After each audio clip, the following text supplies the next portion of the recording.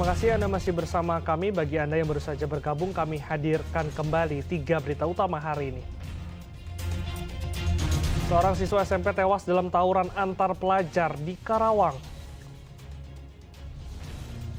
Berpura-pura jadi dukun yang mampu menggandakan uang. Sepasang lansia di Garut diringkus petugas. 9 bulan sudah gempa Cianjur berlalu. Masih ada warga korban gempa yang tinggal di tenda pengungsian.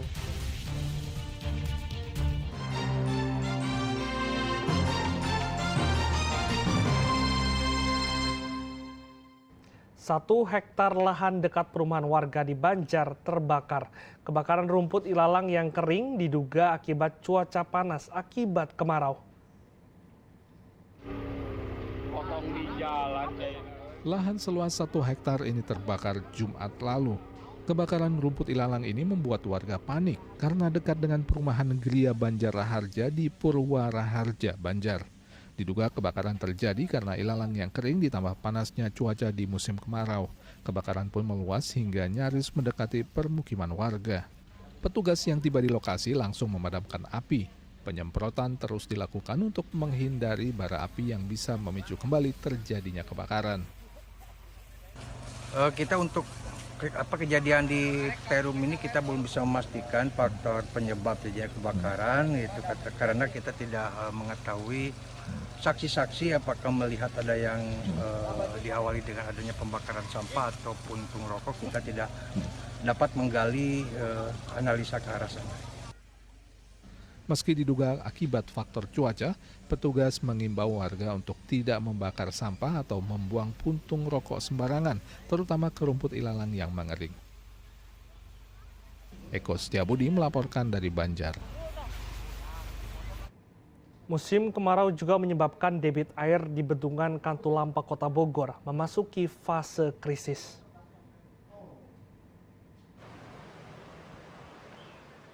Dalam 2 bulan terakhir, debit air di Bendung Katulampa Kota Bogor terus menurun. Bahkan kondisi volume air pada Jumat lalu berkurang drastis hingga di bawah ketinggian minimal 0 cm. Petugas menyatakan debit air di bendung ini sudah memasuki fase krisis. Saat ini debit air berada di angka 2.400 liter per detik atau setengah dari batas ambang normal 4.000 sampai 5.000 liter per detik. Tinggi muka air sementara seluruhnya masuk ke saluran irigasi mulai dari awal Juni sampai sekarang bertahan menurun terus debit Ciliwung. Kita termonitor dari 3.000 sampai 4.000 normalnya sekarang ada 2.200. Nah kita bagi sementara untuk irigasi 2.200 untuk penyelamatan ekosistem air baku Ciliwung kita ada 200 liter. Jadi monitor pagi ini masih bertahan debit Ciliwung ada 2.400 liter. Agar menghindari kekeringan, petugas membagi aliran sungai Ciliwung untuk ekosistem, saluran irigasi, bahan baku air PDAM, hingga jalur ke Istana Bogor. Petugas berharap musim kemarau ini tidak berkepanjangan dan hujan kembali turun terutama di wilayah hulu sungai. Iwan Kurniawan melaporkan dari Kota Bogor. Surutnya debit Bendungan Katulampa membawa berkah bagi para pencari pasir. Air yang surut memudahkan warga mencari pasir di dasar sungai. Musim kemarau membawa peruntungan bagi warga di area Bendung Katulampa Kota Bogor. Menyusutnya debit air membuat warga mudah mencari pasir.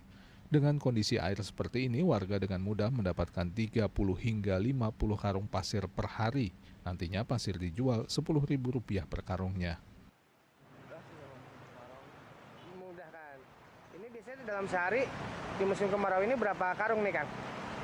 Banyak 50, kalau paling sedikit 30. Alhamdulillah mudah. Itu biasanya dapat berapa karung? Gimana badannya, Pak? Gimana cek kondisi badannya. Tapi di musim kemarau ini lebih gampang nyari. Lebih gampang. Itu dijualnya berapa ini, Kang? 10.000. 10.000 per karung. Iya. Aliran air yang tenang juga dimanfaatkan warga untuk mencuci baju. Apalagi di musim kemarau, sumur di rumah-rumah warga mulai menyusut. Sehingga saat melihat air sungai dalam kondisi baik, mereka memanfaatkannya untuk keperluan mencuci. Kekeringan, Pak. Cuma punya air, sumurnya kering. Oh, sumurnya kering. Ada kalau ada sore sama malam baru ada air.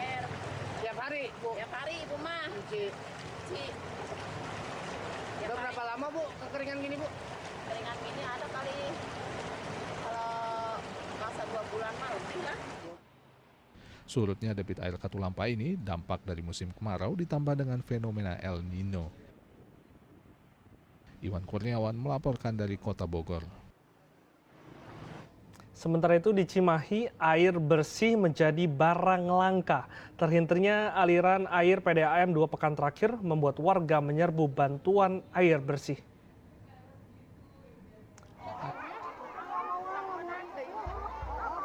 Warga kampung Paku Haji, Kelurahan Cipageran, Cimahi ini berkerumun bukan untuk sembako.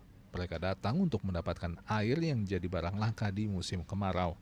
Meski mobil tangki air belum datang, ember-ember warga telah berbaris rapi di pinggir jalan. Ditambah lagi, krisis air terjadi setelah distribusi air dari perusahaan daerah air minum PDAM sudah tidak mengalir ke rumah-rumah warga. Karena memang di RT 2 ini terutama ya, yang sulit sekali air, gitu. Karena PDAM tidak jalan. Warga Pak yang kesulitan di sini gitu? Ya di sini kurang lebih ada 100 kakak lebih lah. 100 kakak di 1 RT itu deh Pak? RT 2 ini.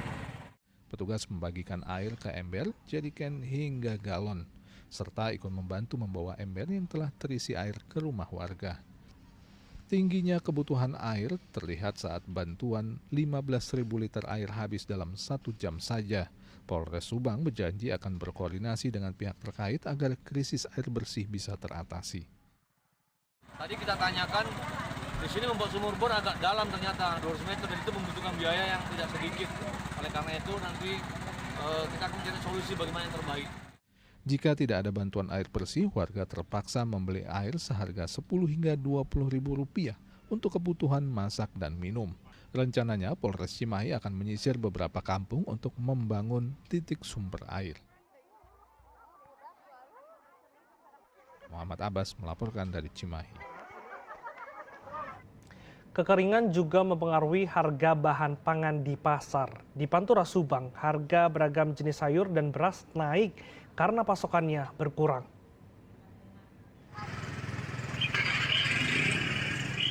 Harga berbagai jenis sayuran terpantau naik di Pasar Pamanukan Subang. Kenaikan terjadi karena persediaan sayur yang terbatas.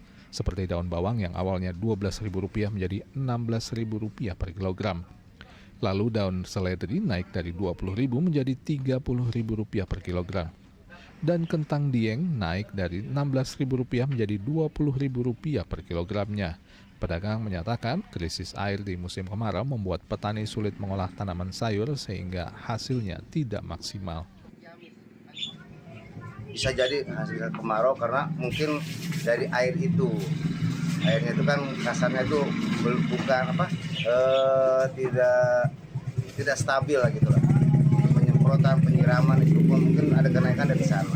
Harga beras juga ikut naik, rata-rata kenaikan Rp1.000 per kilogram. Sebut saja beras medium 25 kg. Harga awalnya Rp275.000 kini menjadi Rp300.000. Bahkan kenaikan itu telah melebihi harga eceran tertinggi atau HET beras yang baru, yaitu Rp10.900 per kilogram. Penyebabnya apa sih Om? Karena stok padi menipis dan belum panen raya dari sini. Untuk pembeli gimana Om? Ya banyak yang ngeluh. Kalau bisa mah distabilkan kembali harganya, harga padinya dan berasnya juga.